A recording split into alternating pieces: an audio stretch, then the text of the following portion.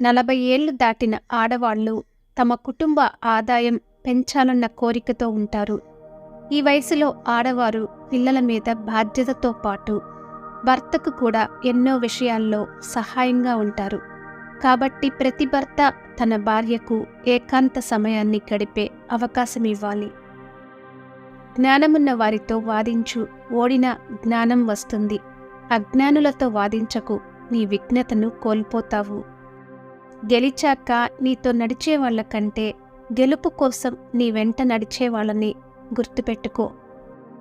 నిన్ను వద్దనుకున్న బంధాల ముందు జాలిగా నిలబడకు. నీ విలువ తెలియని మనుషుల కోసం పరితపించకు. సమయం, ఆరోగ్యం, బంధం వీటిపై ఏ ధర రాసి ఉండదు. అవి కోల్పోయినప్పుడే వాటి విలువ తెలుస్తుంది.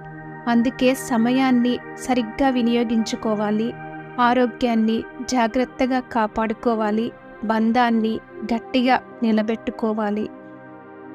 నమ్మి బ్రతకడం వేరు, నమ్మిస్తూ బ్రతకడం వేరు.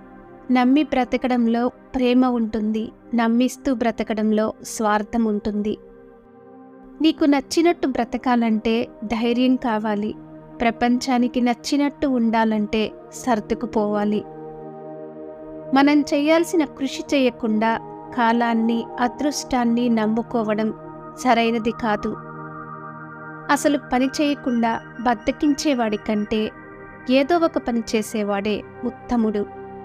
పొరపాట్లు, వైఫల్యాలు, హేళనలు, తిరస్కారాలు ఇవన్నీ అభివృద్ధిలో భాగాలు. వీటిని ఎదుర్కోకుండా ఎవ్వరూ ప్రగతిని సాధించలేరు.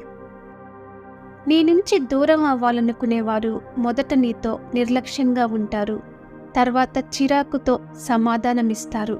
అదే మీకు సరైన గుర్తు. Thank you for watching. For more interesting videos, please like and subscribe our channel.